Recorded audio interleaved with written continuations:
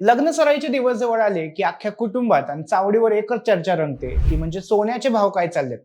काहींना लेकीच्या लग्नासाठी सोनं घ्यायचं असतं, तर काहींना सुनमुख पाहण्यासाठी घ्यायचं असतं. आणि अशातच जर सोन्याचे भाव घसरले तर बापाच्या काळजाला मोठं हायसं वाटतं. म्हणजे आजची गोष्ट अशी आहे की सोन्याच्या भावात मोठी घसरण झाली आहे. गेल्या काही दिवसांपासून सातत्यानं वाढणारं सोनं आता अचानक स्वस्त व्हायला लागले.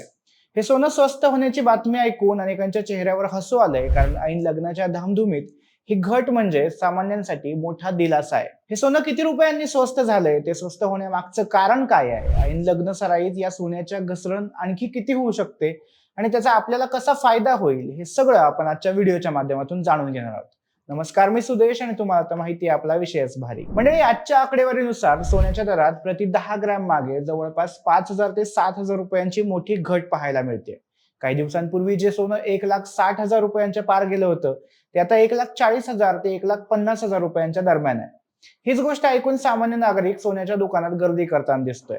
नुकताच आता गुढीपाडवा झाला आणि याच शुभ मुहूर्तावर गेल्या वर्षाच्या तुलनेत यंदा सुमारे 10 ते 15% अधिक लोकांनी सोन्यामध्ये गुंतवणूक केली आहे. विशेषतः सोन्याच्या दराने उच्चांक गाठलेला असतानाही अक्षय तृतीयेप्रमाणेच पाडव्यालाही हजारो ग्राहकांनी दागिन्यांच्या दुकानात गर्दी केली होती. आता तुमच्या मनात प्रश्न आला असेल की बाबा रे, हे सोनं एकदमच असं स्वस्त का व्हायला लागलंय? तर त्याची 5 मुख्य कारणं समजून घेणं गरजेचं आहे. पहिलं कारण म्हणजे अमेरिकेचा डॉलर मजबूत होतोय. मंडळी, आंतरराष्ट्रीय बाजारात जेव्हा डॉलरची किंमत वाढू लागते तेव्हा सोन्याचे भाव कमी होतात, कारण सोनं खरेदी करण्यासाठी डॉलरची किंमत मोजावी लागते. दुसरं महत्वाचं कारण म्हणजे अमेरिकेतील व्याजाचे दर. तिथल्या बँकांनी व्याजाचे दर स्थिर ठेवले किंवा ते वाढू शकतात अशी शक्यता दाखवली आहे. जेव्हा व्याजाचे दर जास्त असतात तेव्हा मोठे गुंतवणूकदार सोन्यात पैसे न टाकता बँकांमध्ये किंवा बॉन्ड्समध्ये पैसे गुंतवतात. त्यामुळे सोन्याची मागणी कमी होते आणि भाव पडतात. त्यानंतरचं तिसरं कारण म्हणजे प्रॉफिट बुकिंग. म्हणजे ज्या मोठ्या व्यापाऱ्यांनी सोनं स्वस्त असताना घेऊन ठेवलं होतं, त्यांनी आता सोन्याचे भाव वाढलेले बघून आपलं सोनं विकायला सुरुवात केली होती, जेणेकरून त्यांना प्रॉफिट मिळेल. बाजारात सोन्याची विक्री वाढली की त्याचे भाव आपोआप खाली येतात. त्यामुळे सोनं स्वस्त होऊ लागलंय. चौथं कारण म्हणजे जागतिक स्तरावर असलेली आर्थिक स्थिरता. सध्या जरी अमेरिका इस्रायल विरुद्ध इराण हा तणाव सुरू असला तरी जागतिक बाजारपेठेत सोन्यापेक्षा इतर गुंतवणुकीला पसंती जास्त दिसते. म्हणूनच सोनं आपल्याला आणखी खाली येताना दिसतंय.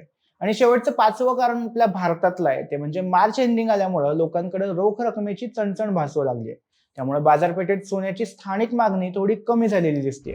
आता सगळ्यांना एकच प्रश्न पडला असेल की आमच्या लेकीचं लग्न तर एप्रिल मे मध्ये आहे, मग तेव्हा सोनं आणखी स्वस्त होऊ शकतं का? तर तज्ज्ञांच्या मते आजच्या घडामोडीनुसार सोन्याचे भाव 1,40,000 रुपयांच्या पातळीपर्यंत खाली येऊ शकतात. काही जाणकारांचं म्हणणं असं आहे की ही घसरण तात्पुरती असू शकते, कारण सोन्याची मूळ किंमत कधीही वाढू शकते, खास करून आताच्या युद्धाच्या प्रसंगी. पण सध्याची परिस्थिती पाहता लग्नसराईच्या काळात ही भाव स्थिर राहण्याची किंवा थोड्या प्रमाणात आणखी कमी होण्याची शक्यता नाकारता येत नाही. पण मध्ये एक गोष्ट लक्षात ठेवा, सोनं जेव्हा पडतं तेव्हा ते खरेदी करण्याची हीच योग्य वेळ असते. कारण एकदा का आंतरराष्ट्रीय बाजारात पुन्हा काही उलथापालथ झाली किंवा युद्धात मोठी घडामोड घडली तर हेच सोनं पुन्हा उच्चांक गाठू शकतं. त्यामुळे जर तुमच्या घरात लग्न कार्य असेल किंवा तुम्ही गुंतवणूक म्हणून सोनं घ्यायचा विचार करत असाल तर सध्याची ही 5 ते 7 हजारांची घसरण तुमच्यासाठी एक चांगली संधी आहे. उदाहरण सांगायचं झालं तर पाऊस पडायच्या आधी आपण जशी मशागत करून ठेवतो, तसंच भाव कमी असताना सोन्याची बेगमी करून ठेवलेली कधीही चांगली. अनेक आर्थिक तज्ज्ञांनीही हाच सल्ला दिलाय की पूर्ण पैसे एकदम न गुंतवता जसे भाव पडतील तसं थोडं थोडं सोने खरेदी करत राहावं. ही घसरण पुढच्या काही आठवड्यांपर्यंत टिकू शकते, पण लग्न सराईत मागणी वाढली की सोनार पुन्हा भाव वाढवू शकतो. त्यामुळे आजची ही घसरण आपल्यासाठी सोन्यासारखीच मौल्यवान संधी आहे. त्यात सोनं आणि आपलं नातं हे पिढ्यानपिढ्यांचं आहे. रानात घाम काढून जो 4 पैसा उरतो तो आपला शेतकरी गडी एक तर जमिनीच्या तुकड्यात गुंतवतो, नाहीतर लेकीवाळींच्या दागिन्यात. त्यामुळे ही सोन्याची घसरण आपल्याला फायदेशीर ठरते का ते जाणून घेऊया. बघा मंडळी, लग्नसराई म्हणलं की बापाच्या अंगाला दरदरून घाम फुटतो. कारण हुंडा असो किंवा नसो, लेकीला थोडंफार सोनं घातल्याशिवाय त्या बापाचं मन काही मानवत नाही. आता जे सोनं 1.5 लाखाच्या पार गेलं होतं ते अचानक खाली आल्यामुळं आपल्यासारख्या माणसाला मोठा आधार मिळालाय. समजा तुम्ही लग्नासाठी 2 तोळे सोनं घ्यायचं ठरवलं असेल तर पडलेल्या भावांमुळे तुमचे 20 ते 25,000 रुपये सहज वाचू शकतात. हे वाचलेले पैसे तुम्ही लग्नाच्या जेवणावळीत, मंडपात किंवा इतर काही खर्चात वापरू शकता. लग्नसराईत सोनं स्वस्त होणं म्हणजे दुष्काळात जसा सुगीचा काळ यावा तसंच काहीच आहे. आता राहिला प्रश्न युद्धाचा, तर बरेच जण विचारतात की जगात युद्ध सुरू असताना सोनं कसं काय स्वस्त होतंय? तर याचं गणित थोडं उलट आहे. साधारणपणे जेव्हा 2 देशांमध्ये युद्ध पेटतं तेव्हा लोक घाबरून सोन्यात पैसे गुंतवतात आणि भाव वाढतात.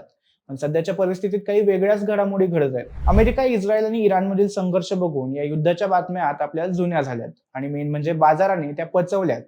त्यातही अमेरिकेसारख्या मोठ्या देशांनी आपलं आर्थिक धोरण कडक केलंय, त्यामुळे तिथल्या बँकांमध्ये गुंतवणूक करणं लोकांना जास्त फायद्याचं वाटतंय.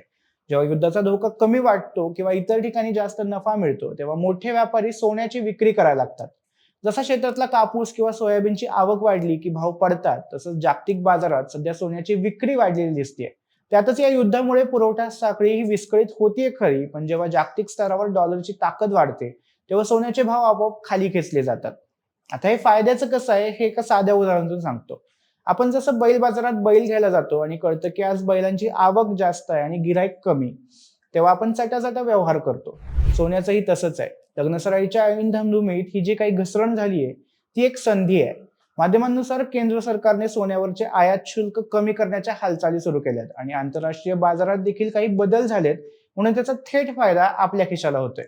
ही घसरण म्हणजे एक संधी आहे, जिचं सोनं आपण केलं पाहिजे. अनेकदा आपण भाव आणखी पडतील या आशेने थांबतो, पण लग्नाचे मुहूर्त काही थांबत नाहीत. त्यामुळे जेवढं स्वस्त मिळतंय तेवढं पदरात पाडून घेतलेलं बरं. त्यासोबतच बातम्या बघताना एक गोष्ट लक्षात येते की ही मंदी कायमस्वरूपी नसते. सोनं हे लपवलेलं धन आहे, जे अडचणीच्या काळात धावून येतं. समजा उद्या पावसाने दगा दिला किंवा घरात कुणाचं आजारपण आलं, तर हेच स्वस्त दरात घेतलेलं सोनं तुम्हाला कर्जातून वाचवू शकतं. युद्धामुळे सोनं स्वस्त होतंय असं म्हणण्यापेक्षा युद्धाच्या सावटाखाली जेव्हा अर्थव्यवस्था सावरण्याचा प्रयत्न करते, तेव्हा होणारी ही प्रॉफिट बुकिंग आपल्याला स्वस्त सोनं मिळवून देते. आज 24 कॅरेट सोन्याचा दर प्रति 10 ग्रॅमसाठी साधारण 1,40,000 रुपयांच्या आसपास आहे, तर 22 कॅरेट दागिन्यांचा सोन्याचा भाव 1,30,000 घसरलाय. सोन्यासोबतच चांदीने ही मोठी गटांगळी खाल्ली असून आज चांदी प्रति किलो 2,30,000 रुपयांवर आहे. म्हणजे एका दिवसात चांदी तब्बल 15,000 रुपयांनी स्वस्त झाली आहे.